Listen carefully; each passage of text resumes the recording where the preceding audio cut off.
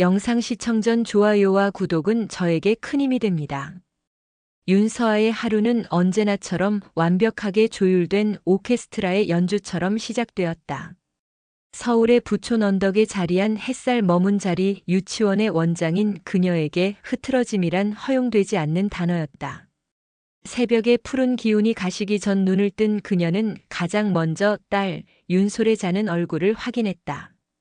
새근새근 고른 숨을 내쉬는 아이의 뺨에 짧게 입을 맞추는 것이 그녀가 하루 중 가장 순수하게 행복을 느끼는 순간이었다. 유치원은 그녀가 지난 10년간 피와 땀으로 쌓아 올린 견고한 성이었다. 파스텔 톤으로 칠해진 외벽과 통유리창 너머로 쏟아지는 아침 햇살, 아이들의 웃음소리와 크레파스 냄새가 뒤섞인 공기. 그 안에서 서아는 유능하고 자애로운 원장이었고 7살 난 딸 소리에게는 세상 누구보다 강하고 완벽한 엄마였다. 그녀의 삶은 겉으로 보기엔 한 폭의 평화로운 수채화였다. 하지만 마지막 아이의 손을 부모에게 건네주고 텅 빈 유치원에 홀로 남게 되는 해 진력이면 이름 모를 거대한 허무함이 썰물처럼 그녀의 발목을 적셨다. 완벽하게 가꾸어진 온실은 사실 수많은 마음의 틈과 썩어 문드러진 상처를 가리기 위한 위태로운 가림막에 불과했다. 밤이 깊어지고 도시의 불빛이 창밖을 수놓을 때면 그녀는 어김없이 8년 전의 지옥으로 걸어 들어갔다. 그때의 그녀는 대한민국 최고의 건축가로 칭송받던 최진욱의 아내였다. 남들이 보기엔 모든 것을 다 가진 여자였지만 그녀의 품은 늘 시리도록 텅 비어 있었다. 아이가 생기지 않았다. 용하다는 병원은 모두 찾아다녔고 몸에 좋다는 탕약은 쓰디쓴 줄도 모르고 삼켰다. 하지만 신은 끝내 그녀의 간절한 기도에 응답하지 않았다. 기도를 올리는 밤이 깊어질수록 아이에 대한 갈망이 커질수록 남편 진욱과의 사이는 부캐의 얼음장처럼 차갑게 얼어붙었다. 당신 몸에 문제가 있는 거 아니야? 어느 날 밤 술에 취해 들어온 그가 경멸적인 시선으로 뱉은 말은 날카로운 유리 조각이 되어 그녀의 심장에 박혔다. 그는 밤늦게 들어오는 날이 잦아졌고 그의 몸에서는 낯선 여자의 향수 냄새와 그녀의 것이 아닌 화장품의 흔적이 발견되었다. 외도였다. 의심이 확신으로 변하던 그날, 서아의 세상은 거대한 싱크홀 속으로 무너져 내렸다. 모든 것을 포기하고 싶던 순간 그녀는 마지막 지푸라기라도 잡듯 홀로 차를 몰았다. 목적지는 없었다. 그저 세상의 끝으로 아무도 자신을 찾지 못할 곳으로 도망치고 싶었다. 몇 시간을 울며 달렸을까. 굽이굽이 이어진 산길의 끝에서 그녀는 청운사라는 낡은 현판을 마주했다. 지리산 깊은 곳, 구름이 쉬어가는 자리에 고즈넉이 자리한 작은 암자였다. 그곳에서 그녀는 자신의 운명을 통째로 뒤흔들 한 남자를 처음 만났다. 법당 앞마당을 묵묵히 쓸고 있는 한 스님이었다. 30 남짓 되어 보이는 속세의 번뇌가 닿지 않은 듯 맑고 깊은 눈을 가진 젊은 스님. 그녀는 마치 홀린 것처럼 그의 앞으로 다가가 주저앉았다. 그리고 지난 몇 년간 억눌러왔던 서러움과 절망, 배신감을 모두 토해내며 어린아이처럼 오열했다. 스님은 아무 말 없이 빗자루를 든 채 그녀의 울음이 잦아들 때까지 기다려주었다. 온 산의 정적이 그녀의 통곡을 위로하는 듯 했다. 울음이 그치자 그는 따뜻한 쑥차 한 잔을 건네며 나지막이 말했다. 보살님, 아이는 하늘이 내려주시는 선물입니다. 인간의 힘으로 어찌할 수 없는 것을 너무 자책하지 마십시오. 그의 목소리는 산사의 풍경 소리처럼 맑고 고요했다. 그저 마음을 비우고 인연을 기다리십시오. 보살님의 마음밭이 따뜻하고 평온하면 언젠가 귀한 씨앗이 날아와 뿌리를 내릴 것입니다. 그의 따뜻한 말 한마디는 서아의 얼어붙었던 마음을 녹이는 봄눈과도 같았다. 가장 절망적인 순간에 만난 가장 성스러운 위로. 그녀는 그날 이후 거짓말처럼 마음의 평화를 되찾았다. 그리고 정말 기적처럼 한 달 뒤 그녀의 뱃속에 새로운 생명이 찾아왔다. 딸 소리였다. 하지만 기쁨도 잠시, 남편의 외도는 계속되었고 그녀는 결국 이혼 서류에 도장을 찍었다. 그녀는 그렇게 세상에서 가장 소중한 보물과 가장 깊은 상처를 동시에 얻게 되었다. 그 후로 8년 그녀는 스님의 말을 가슴에 새기며 꿋꿋하게 살아왔다. 하지만 가끔 설명할 수 없는 그리움이 파도처럼 밀려오곤 했다. 그 맑고 깊은 눈빛, 산사의 풍경 소리를 닮았던 목소리, 얼굴도 법명도 기억나지 않는 그 스님에 대한 아련한 그리움이었다. 시간은 상처를 무디게 했지만 완전히 지우지는 못했다.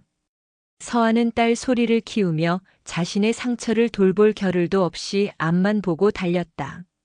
소리는 그녀의 세상이었고 그녀가 살아가는 이유 그 자체였다. 아이의 맑은 웃음소리는 과거의 악몽을 잊게 해주는 유일한 주문이었다. 그러던 어느 주말 오후 소리가 낡은 앨범 속에서 빛바랜 사진 한 장을 발견했다. 서아가 관음함에서 찍었던 유일한 사진이었다. 갓난아기였던 소리를 품에 안고 환하게 웃고 있는 젊은 서아와 그 곁에서 인자한 미소로 모녀를 바라보고 있는 한 스님의 모습. 엄마, 여기 어디야? 이 아저씨는 누구야? 소리의 순진한 질문에 서아는 한참 동안 말을 잇지 못했다. 사진 속 스님은 바로 8년 전 그녀에게 위로를 건넸던 그 스님이었다. 사진을 보니 그의 본명이 지훈이었음이 희미하게 떠올랐다. 지혜의 구름이라. 그 이름처럼 그는 짧은 만남만으로도 그녀의 삶에 큰 지혜와 위안을 주었다. 엄마랑 소리랑 여기 다시 가보자. 응. 딸의 제안에 서아의 마음은 복잡하게 흔들렸다. 청운사는 그녀에게 기적을 선물해준 성스러운 곳인 동시에 가장 아픈 기억을 묻어둔 곳이기도 했다. 남편의 배신으로 만신창이가 되어 찾아갔던 그곳을 행복한 모습으로 다시 찾아갈 용기가 그녀에겐 없었다. 하지만 딸의 초롱초롱한 눈망울을 외면할 수는 없었다. 어쩌면 이것 또한 운명일지도 모른다. 과거의 상처 위에 딸과의 행복한 추억을 덧칠할 기회. 그녀는 며칠 뒤 딸의 작은 손을 잡고 8년 만에 다시 지리산 청운사로 향했다. 8년 만에 다시 찾은 청운사는 세월의 흐름이 비껴간 듯 변함없이 고요했다. 공기 중에 은은하게 퍼지는 향 냄새와 처마 끝에 매달린 풍경 소리, 그리고 푸른 이끼가 낀 낡은 기와장까지 모든 것이 그녀의 기억 속 모습 그대로였다. 그녀는 소리와 함께 대웅전 부처님께 삼배를 올렸다. 부처님 감사합니다. 제게 이 아이를 보내주셔서 정말 감사합니다. 기도를 마치고 법당을 나서는 순간이었다. 8년 전 그날처럼 한 스님이 마당을 쓸고 있었다. 세월이 흘러 그의 얼굴에는 옅은 주름이 새겨져 있었지만 그 맑고 깊은 눈빛만은 변함이 없었다. 지훈 스님이었다. 두 사람의 눈이 8년이라는 긴 세월을 뛰어넘어 허공에서 마주쳤다. 서아는 자신도 모르게 숨을 멈췄다. 심장이 쿵 하고 내려앉는 듯한 낯선 떨림이 온몸을 휘감았다. 그는 그녀를 기억하고 있을까? 아니, 기억하지 못하는 편이 더 나을지도 몰랐다. 8년 전 남편의 외도에 절망하여 찾아온 젊은 여인. 스님에게 그녀는 스쳐 지나간 수많은 번뇌 덩어리 중 하나일 뿐일 터였다. 그녀가 어색한 침묵 속에서 어쩔 줄 몰라 할 때 지훈 스님이 먼저 입을 열었다. 오랜만에 오셨습니다, 보살님. 그의 목소리는 8년 전과 똑같이 낮고 평온했다. 그는 그녀를 그리고 그녀의 사연을 기억하고 있었다. 네, 스님. 잘 지내셨는지요? 서아는 어색하게 대답하며 자신도 모르게 딸 소리에 등 뒤로 반쯤 몸을 숨겼다. 바로 그때 호기심 많은 소리가 엄마의 등 뒤에서 불쑥 고개를 내밀었다. 그리고 지훈 스님을 손가락으로 가리키며 맑고 큰 목소리로 외쳤다. 엄마, 사진 속 아저씨다. 아이의 순진한 외침에 서아의 얼굴은 홍당무처럼 붉어졌다. 하지만 지훈 스님은 당황하는 기색 없이 오히려 온화한 미소를 지으며 아이의 눈높이에 맞춰 몸을 낮추었다. 그래, 아가. 내가 바로 그 사진 속 아저씨란다. 이름이 무엇이냐? 제 이름은 윤솔이에요. 7살이에요. 소리는 낯을 가리지 않고 씩씩하게 대답했다. 지훈 스님은 소리의 머리를 부드럽게 쓰다듬으며 말했다. 소리라, 참 예쁜 이름이구나. 굳건한 소나무 같구나. 이 아이가 보살님 세상의 중심이 되어 주었군요. 그의 말에 서아는 가슴 한쪽이 뜨거워지는 것을 느꼈다. 그는 모든 것을 알고 있었다. 그녀가 얼마나 간절히 이 아이를 원했는지, 그리고 이 아이가 그녀의 삶에 얼마나 큰 의미인지를. 그 짧은 대화 속에서 8년의 세월이 무색하게 그들은 다시 이어지고 있었다. 청운사에서의 3일은 꿈처럼 흘러갔다. 소리는 지훈 스님을 그림자처럼 따라다녔다. 아이는 스님이 불경을 외울 때면 그 옆에 조용히 앉아 작은 입술을 오물거리며 흉내를 냈고, 스님이 텃밭을 가꿀 때면 작은 호미를 들고 와 흙장난을 쳤다. 지훈 스님은 보통의 스님들과는 조금 달랐다. 그는 아이의 엉뚱한 질문에도 언제나 진지하고 다정한 눈으로 대답해 주었다. 스님은 왜 머리카락이 없어요? 부처님 말씀을 더 잘 듣기 위해서란다. 세상의 소리보다 마음의 소리에 귀 기울이기 위해서지. 스님은 왜 고기를 안 먹어요? 살아있는 모든 생명은 소중하니까. 작은 풀 한 포기도 벌레 한 마리도 모두 이 세상을 함께 살아가는 친구들이란다. 그는 종종 자신의 작업실로 보이는 작은 별채로 소리를 데려가곤 했다. 그곳은 스님의 방이라기보다는 예술가의 작업실에 가까웠다. 한쪽 벽에는 조각칼과 끌이 가지런히 정돈되어 있었고, 방 안에는 은은한 나무 향기가 가득했다. 그곳에서 그는 소리를 위해 작은 나무 조각으로 새와 물고기, 그리고 웃고 있는 아이의 얼굴을 깎아주었다. 그의 손은 투박했지만 나무를 만지는 손길은 놀라울 정도로 섬세하고 부드러웠다. 서아는 그런 두 사람의 모습을 멀리서 지켜보며 마음속에서 피어나는 낯선 감정에 혼란스러워했다. 그녀는 지훈 스님의 모습에서 자비로운 스님의 모습뿐만 아니라 아이와 놀아주는 다정한 아버지의 모습을 보고 있었다. 한 번도 가져보지 못한, 그러나 늘 마음속으로 그려왔던 이상적인 아버지의 모습이었다. 그 모습이 자신의 전남편 진욱의 이기적이고 냉정한 모습과 겹쳐지면서 서아의 마음에는 스님에 대한 존경심과 함께 미묘한 연정이 싹트기 시작했다. 하지만 그들의 관계를 못마땅한 시선으로 지켜보는 이도 있었다. 관음함의 규율을 담당하는 나이가 지긋한 노스님이었다. 그는 혜윤 스님이 속세의 여인과, 그것도 아이까지 딸린 여인과 너무 가깝게 지내는 것을 탐탁지 않게 여겼다. 그는 몇 번이고 지훈 스님에게 수행자는 마땅히 세속의 인연을 멀리해야 한다며 엄중하게 경고했다. 노스님의 차가운 시선이 느껴질 때마다 서아는 자신이 이 신성한 공간에 어울리지 않는 불청객이라는 생각에 죄책감을 느꼈다. 서아와 지훈 스님의 관계가 결정적으로 가까워진 것은 절에서의 마지막 날 밤이었다. 그날 저녁 서아는 지훈 스님이 깎아준 작은 목각 인형을 품에 안고 잠든 딸의 얼굴을 보며 깊은 생각에 잠겨 있었다. 내일이면 다시 잿빛 현실로 돌아가야 한다는 생각에 마음이 무거웠다. 그때 지훈 스님이 조용히 그녀의 방으로 찾아왔다. 그의 손에는 따뜻한 국화차 2잔이 들려 있었다. 두 사람은 툇마루에 나란히 앉아 말없이 밤하늘의 별을 바라보았다. 풀벌레 소리만이 고요한 산사의 밤을 채우고 있었다. 내일이면 떠나시는군요. 지훈 스님이 먼저 침묵을 깼다. 네, 스님. 지난 며칠간 정말 감사했습니다. 서아가 대답했다. 어색한 침묵이 흘렀다. 서아는 이대로 헤어지면 다시는 그를 볼 수 없을지도 모른다는 생각에 조급해졌다. 그녀는 용기를 내어 물었다. 스님은 어쩌다? 그녀는 차마 말을 잇지 못했다.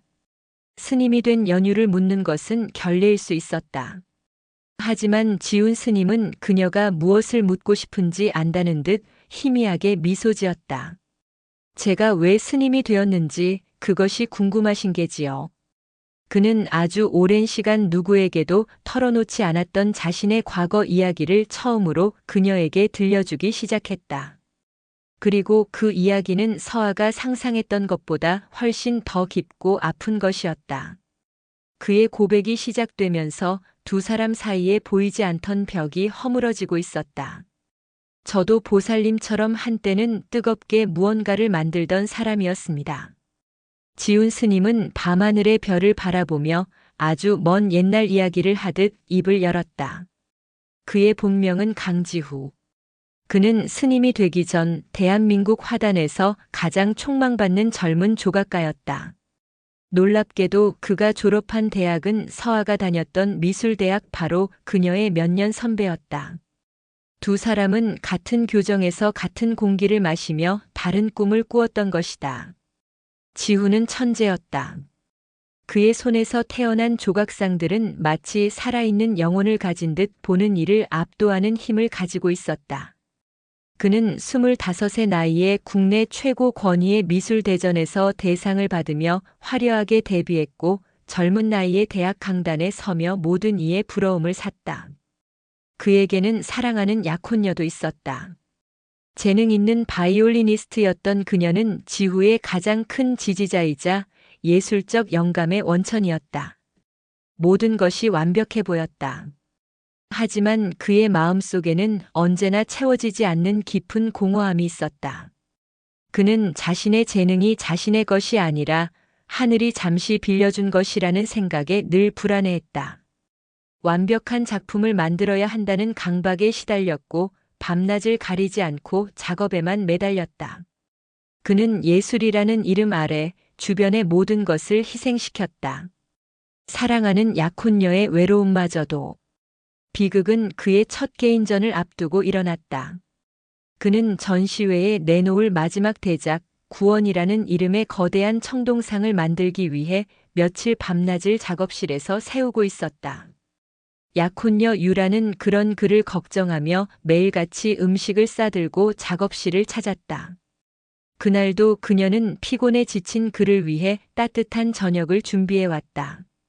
하지만 그는 작품의 마지막 마무리에 집중하느라 그녀가 온 줄도 모르고 있었다.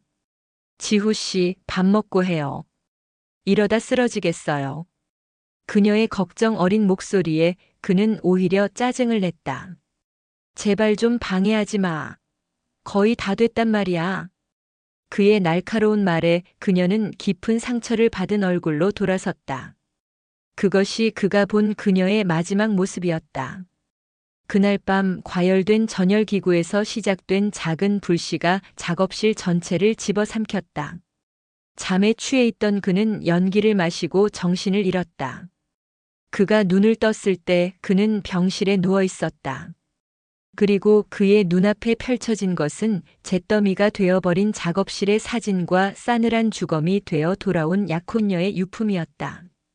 그녀는 잠든 그를 깨우기 위해 다시 작업실로 들어왔다가 그를 구하고 자신은 빠져나오지 못했던 것이다. 그의 손은 위대한 작품을 만드는 창조의 손이 아니라 사랑하는 사람을 죽음으로 내몬 파괴의 손이 되어버렸다. 그날 이후 그는 모든 것을 버렸다. 교수직도 조각가의 명예도.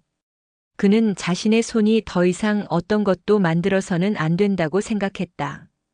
그는 속죄하는 마음으로 스스로 머리를 깎고 이 깊은 산속으로 들어왔다. 그는 지난 10년간 지훈이라는 이름의 스님으로 죽은 듯이 살아왔던 것이다.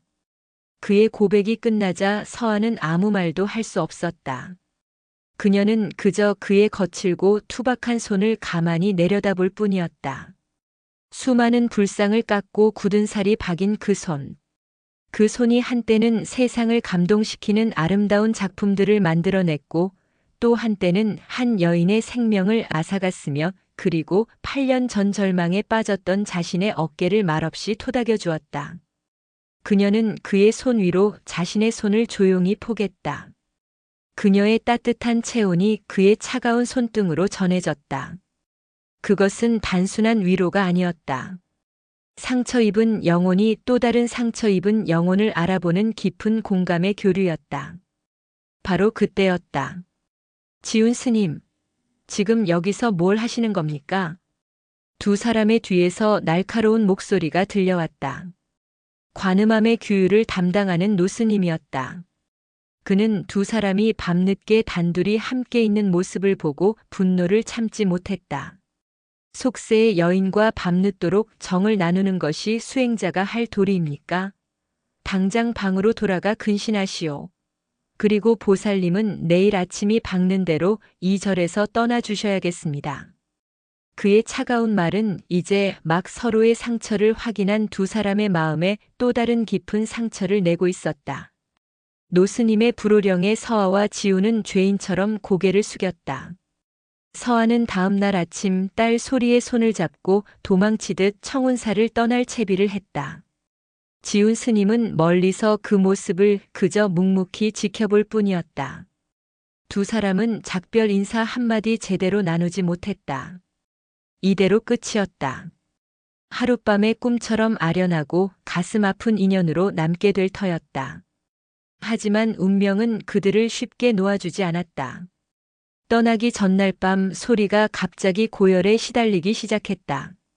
낯선 환경과 산의 차가운 기운 때문인지 아이는 밤새도록 끙끙 앓았다.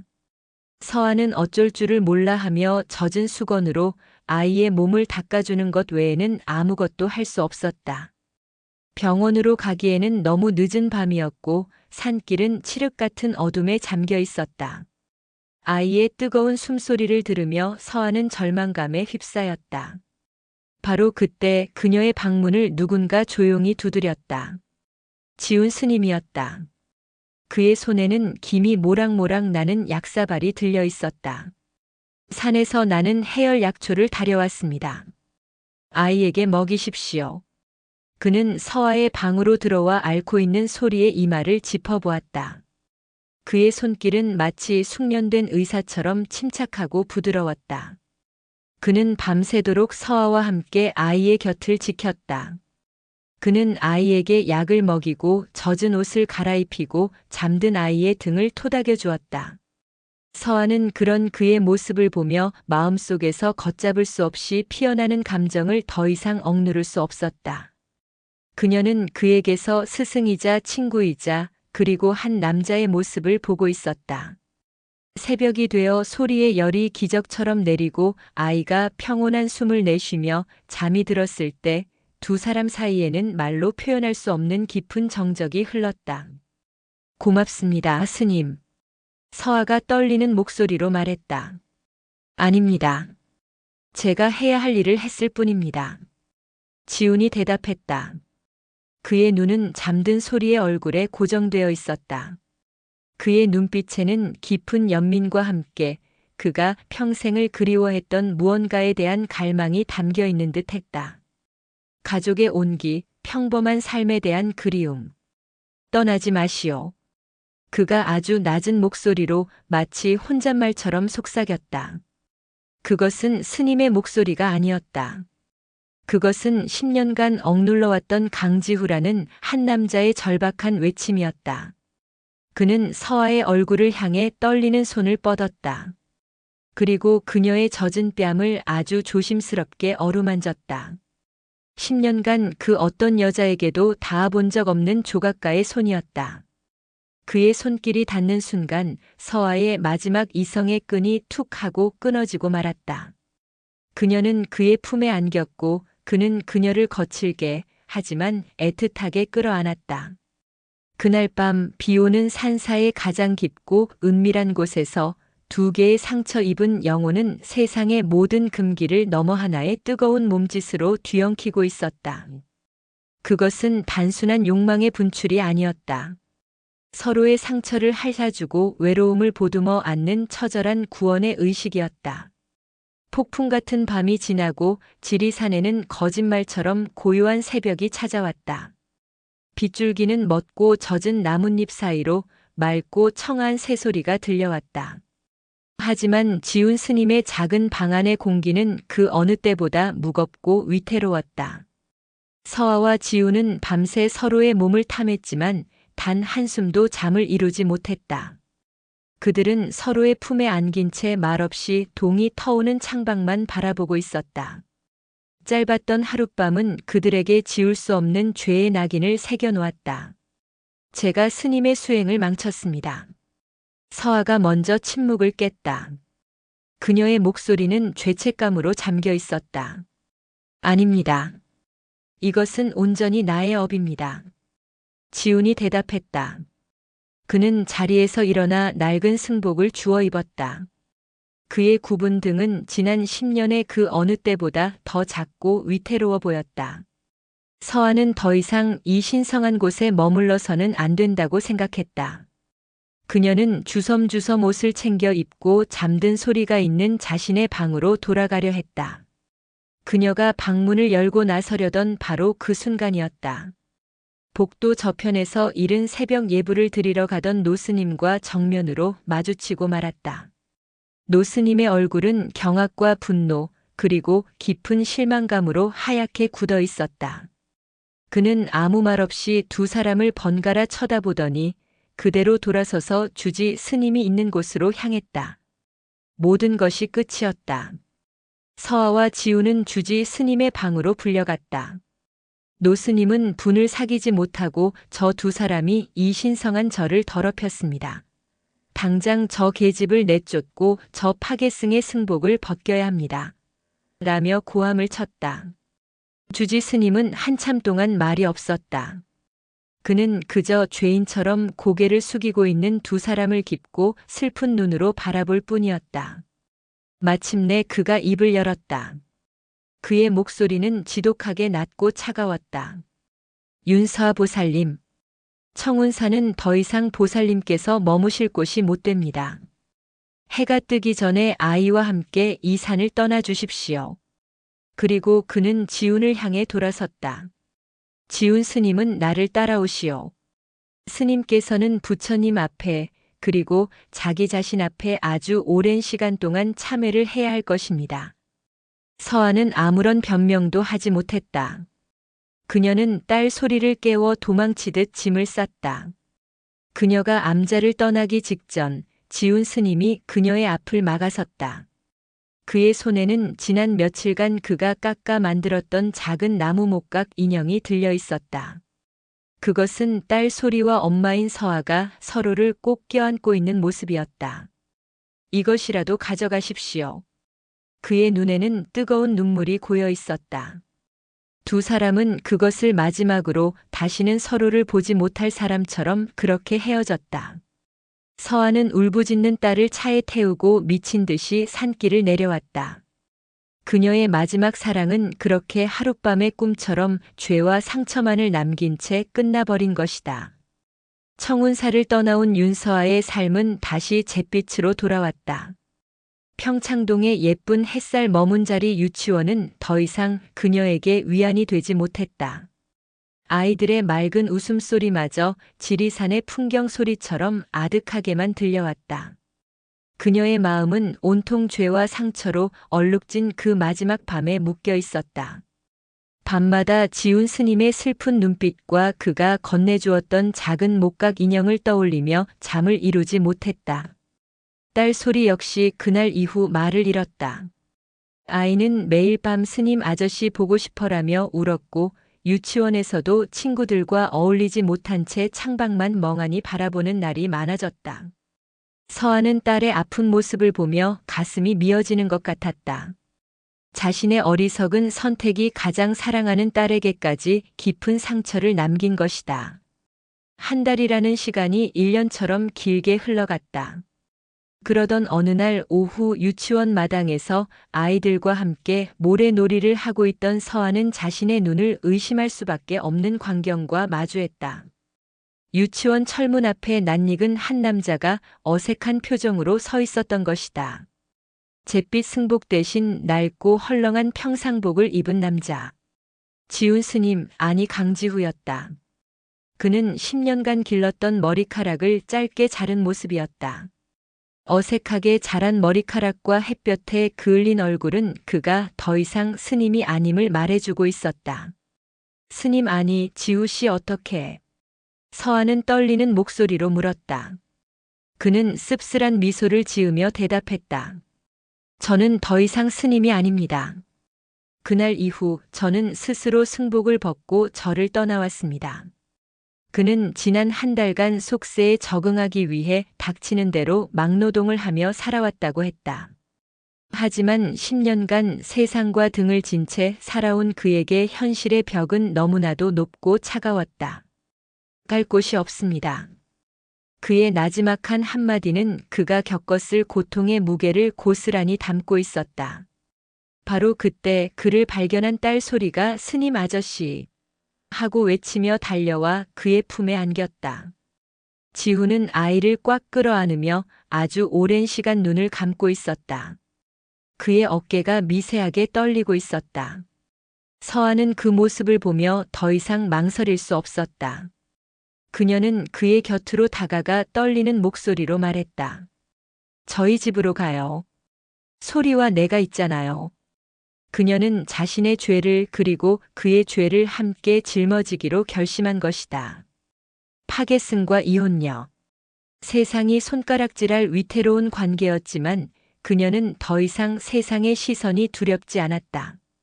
그날 이후 서아와 지후 그리고 소리의 기묘한 동거가 시작되었다. 지후는 서아의 집 작은 방에 임시로 거처를 마련했다. 처음 며칠 동안 두 사람 사이에는 어색한 침묵만이 흘렀다. 그들은 서로에게 지울 수 없는 상처를 남긴 죄인이나 다름없었다. 그들의 얼어붙었던 마음을 녹여준 것은 다름 아닌 어린 소리였다.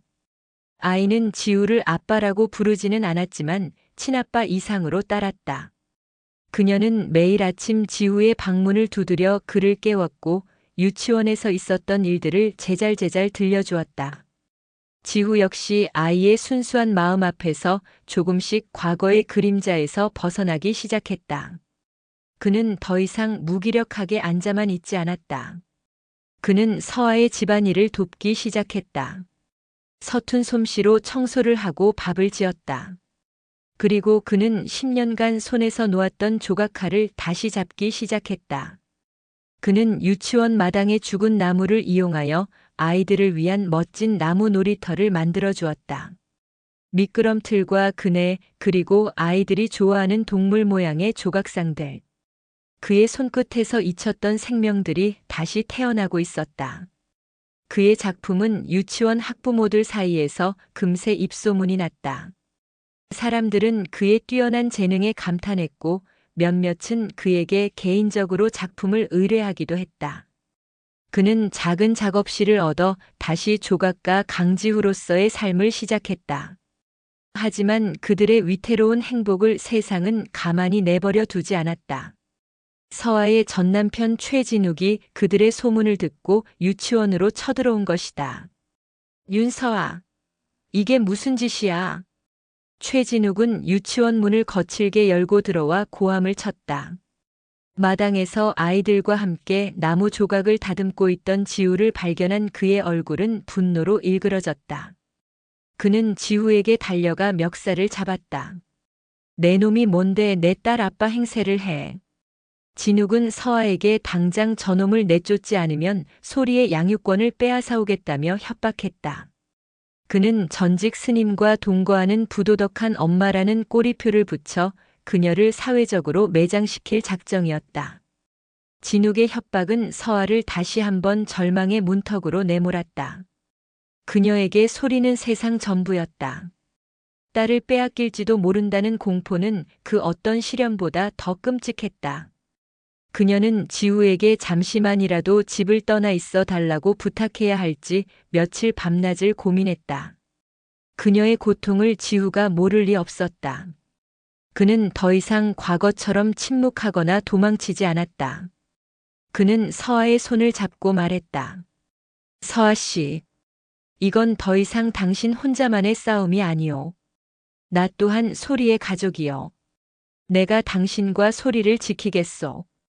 다음 날 진욱이 다시 유치원을 찾아와 행패를 부리고 있을 때였다. 지후가 그의 앞을 막아섰다.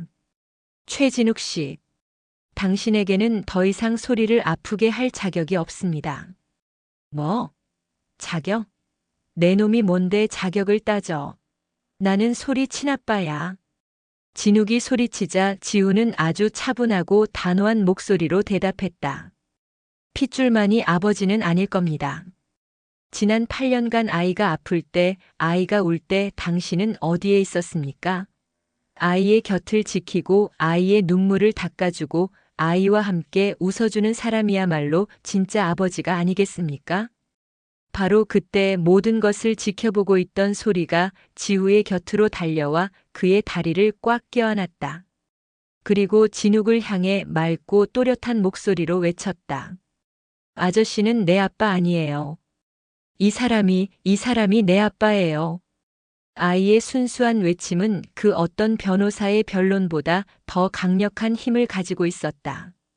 진욱은 그 자리에 얼어붙은 채 아무 말도 하지 못했다. 그날 이후 진욱은 다시는 그들 앞에 나타나지 않았다. 그는 자신의 딸이 이미 자신을 아버지로 인정하지 않는다는 잔인한 진실을 깨달았던 것이다. 길고 길었던 과거의 악연이 마침내 끊어지는 순간이었다. 전 남편의 위협이 사라진 뒤 세 사람의 삶에는 비로소 완전한 평화가 찾아왔다. 지우는 이제 명실상부한 소리의 아빠이자 서아의 든든한 동반자가 되어 있었다. 그는 유치원의 아이들을 위해 매일같이 새로운 나무 장난감을 만들어 주었고 그의 작품들은 햇살 머문 자리 유치원의 자랑거리가 되었다. 그의 조각가로서의 명성도 조금씩 세상에 다시 알려지기 시작했다. 그러던 어느 날 한 유명한 미술관에서 그에게 개인전 제의가 들어왔다. 10년 만에 조각가 강지후의 이름으로 세상 앞에 다시 서게 될 기회였다. 그는 처음에는 망설였다. 그는 아직 과거의 상처와 죄책감에서 완전히 자유롭지 못했다. 그의 등을 떠밀어 준 것은 서아와 소리였다. 아빠 세상에서 제일 멋진 조각가잖아요. 아빠 작품 세상 사람들한테 다 보여줘야죠. 소리가 그의 손을 잡아 끌었고 서아는 그의 어깨를 감싸 안으며 속삭였다. 여보, 당신은 더 이상 죄인이 아니에요. 당신의 손은 이제 사람들에게 희망과 기쁨을 주는 축복의 손이에요. 몇 달 뒤 서울의 한 대형 미술관에서 조각가 강지후 10년 만에 귀환이라는 제목의 전시회가 열렸다. 전시회 중앙에는 그가 지난 몇 달간 밤을 새워 만든 거대한 목조각상 하나가 놓여 있었다. 작품의 제목은 가족이었다. 그것은 한 남자와 한 여자 그리고 한 아이가 서로의 상처를 보듬어 안은 채 하나의 거대한 나무처럼 서 있는 모습이었다. 그 작품은 보는 이의 마음을 울리는 깊고 뜨거운 힘을 가지고 있었다. 전시회 마지막 날 지후는 수많은 기자들과 사람들 앞에서 자신의 모든 과거를 담담하게 고백했다. 그리고 마지막으로 서아와 소리의 손을 잡고 떨리는 목소리로 말했다. 저는 이 두 사람을 만나 비로소 구원을 받았습니다. 그리고 오늘 이 자리에서 제 구원자에게 제 남은 인생을 바치겠다고 약속하고 싶습니다. 그는 서아의 앞에 아주 오랜 시간 정성을 다해 깎아 만든 작은 나무 반지를 내밀었다. 지후의 눈물 어린 고백과 청혼은 전시회장을 찾은 모든 사람들에게 깊은 감동을 주었다. 서아는 눈물을 흘리며 그의 반지를 받아들였다. 두 사람은 마침내 세상의 모든 시련을 이겨내고 온전한 하나의 부부가 된 것이다. 그들의 이야기는 한 편의 영화처럼 세상에 알려졌다. 사람들은 더 이상 그들을 파괴승과 이혼녀라는 색안경을 끼고 보지 않았다. 대신 상처 입은 두 영혼이 만나 서로를 구원하고 새로운 가족을 만들어낸 위대한 사랑 이야기에 뜨거운 박수와 응원을 보냈다. 다시 몇 년의 세월이 흘렀다. 서아와 지후는 평창동의 햇살 머문 자리 유치원을 아이들뿐만 아니라 상처 입은 모든 어른들을 위한 따뜻한 예술 치유 공간으로 가꾸어 나갔다. 지후는 아이들과 어른들에게 조각을 가르쳤고 서아는 그들의 마음을 보듬어주는 상담사가 되어 주었다. 딸 소리는 어느덧 20살을 훌쩍 넘긴 아름답고 재능 있는 미대생이 되어 있었다. 그녀는 새아버지인 지후의 예술적 감각과 어머니 서아의 강인한 생활력을 고루 물려받아 그 누구보다 밝고 건강한 청년으로 성장했다. 모든 것이 평화롭고 완전해 보였다. 하지만 과거의 그림자는 그들이 완전히 잊었다고 생각했을 때 가장 교활한 모습으로 다시 그들을 찾아왔다. 어느 날 유치원으로 한 통의 내용 증명이 배달되었다. 보낸 사람은 10여 년 전 화재 사고로 세상을 떠난 지후의 약혼녀 미뉴라의 부모님이었다. 그들은 지후가 되찾은 명성과 재산을 노리고 딸의 죽음에 대한 책임을 물어 거액의 손해배상 청구 소송을 제기한 것이다. 내 딸은 저 강지후라는 놈 때문에 죽었습니다. 그는 내 딸의 희생을 발판 삼아 비운의 예술가라는 가면을 쓰고 세상의 동정을 사며 부와 명예를 얻었습니다. 내 딸의 억울한 죽음을 이제라도 세상에 밝히고 그 대가를 받아내야겠습니다. 유라의 아버지는 언론과의 인터뷰에서 눈물로 호소하며 지우를 파렴치한 살인자이자 사기꾼으로 몰아갔다. 세상의 여론은 순식간에 차갑게 돌아섰다. 서아와 지후는 충격에 휩싸였다. 특히 지후는 평생을 짊어지고 온 죄책감의 상처가 다시 헤집어지는 듯한 끔찍한 고통에 시달렸다. 그는 유라의 부모님을 찾아가 무릎을 꿇고 용서를 빌었다. 하지만 그들은 냉담했다. 용서? 돈으로도 갚을 수 없는 내 딸의 목숨을 이제 와서 빈말로 용서받으려 하는가? 그들이 원하는 것은 용서가 아니었다. 그들은 돈과 지후의 파멸을 원하고 있었다. 지후는 모든 것을 포기하려 했다. 그는 자신의 모든 재산을 처분해서라도 그들의 요구를 들어주고 다시 깊은 산속으로 사라져버리고 싶었다. 그는 자신의 존재가 또다시 사랑하는 사람들에게 고통을 주고 있다는 사실을 견딜 수가 없었다. 하지만 이번에 그를 붙잡은 것은 아내 서아가 아니라 딸 소리였다. 그녀는 더 이상 어린아이가 아니었다. 그녀는 자신의 아버지가 과거의 망령에 의해 부당하게 공격받는 것을 더 이상 지켜보고만 있지 않았다. 아빠, 일어나세요. 아빠는 죄인이 아니에요. 아빠는 내 아빠잖아요. 소리는 자신의 전공을 살려 이 싸움을 시작하기로 했다. 그녀는 지난 10여 년간 아버지가 어머니와 자신을 위해 만들어 주었던 수백 점의 나무 조각상들과 그의 작품 세계가 담긴 스케치들을 모으기 시작했다. 그리고 그것들을 바탕으로 아버지의 손이라는 제목의 짧은 기록 영상을 만들기 시작했다. 영상 속에는 사랑하는 사람을 잃은 슬픔에 절망하여 스스로를 파괴했던 한 예술가의 모습과 한 아이를 만나 다시 생명을 조각하기 시작한 한 아버지의 모습, 그리고 마침내 세상과 화해하고 자신의 상처마저 예술로 승화시킨 한 인간의 위대한 여정이 고스란히 담겨 있었다. 소리의 영상은 인터넷을 통해 조용하지만 강하게 퍼져나갔다. 사람들은 언론이 만들어낸 자극적인 스캔들 너머에 숨겨져 있던 한 예술가의 진실한 고뇌와 사랑을 비로소 마주하게 되었다. 여론은 조금씩 지후에게 동정적인 방향으로 움직이기 시작했다. 바로 그때 뜻밖의 곳에서 또 다른 진실이 밝혀졌다. 10여 년 전 지후의 작업실 화재 사건을 담당했던 늙은 소방관이 소리의 영상을 보고 양심의 가책을 느껴 방송사에 제보를 해온 것이다. 그의 증언은 충격적이었다. 사실 그날의 화재는 단순한 사고가 아니었습니다. 현장에는 방화의 흔적이 역력했습니다. 하지만 당시 유라 씨의 아버님께서 자신의 딸이 실수로 불을 냈을지도 모른다며 사건을 조용히 덮어달라고 간곡히 부탁하셨습니다. 저희도 젊은 예술가의 미래를 위해 단순 실화로 사건을 종결했던 겁니다. 그의 증언을 바탕으로 경찰의 재수사가 시작되었다. 그리고 마침내 10여 년간 묻혀있던 그날 밤의 끔찍한 진실이 드러났다. 진짜 범인은 다름 아닌 유라의 아버지였던 것이다. 그는 자신의 딸이 재능 없는 지후에게 빠져 자신의 인생을 낭비하고 있다고 생각했다. 그는 딸을 지우에게서 떼어놓기 위해 작업실에 몰래 불을 질렀다.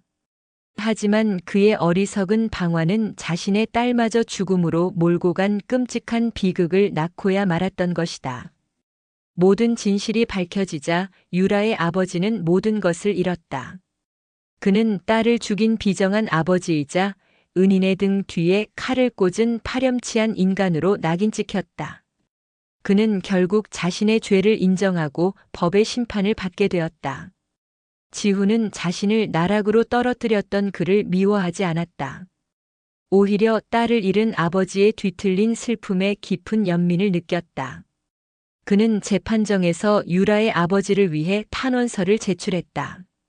그 역시 저와 같은 사랑하는 사람을 잃은 죄인일 뿐입니다.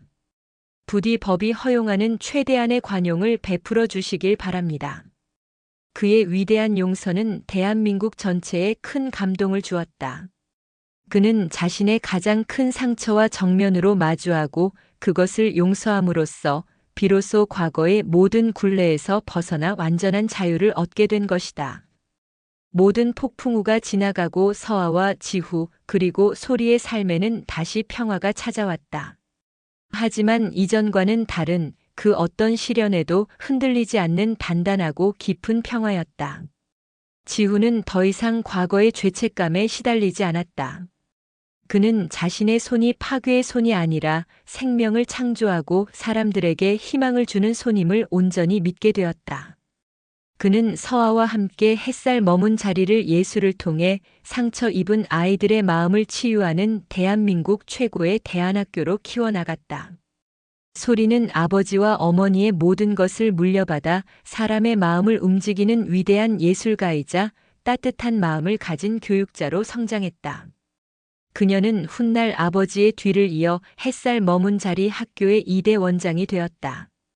어느 눈부신 봄날 오후, 이제는 백발이 성성한 할아버지가 된 지후와 여전히 고운 미소를 간직한 할머니 서아는 자신들이 평생을 바쳐 가꾼 유치원 정원의 벤치에 나란히 앉아 있었다.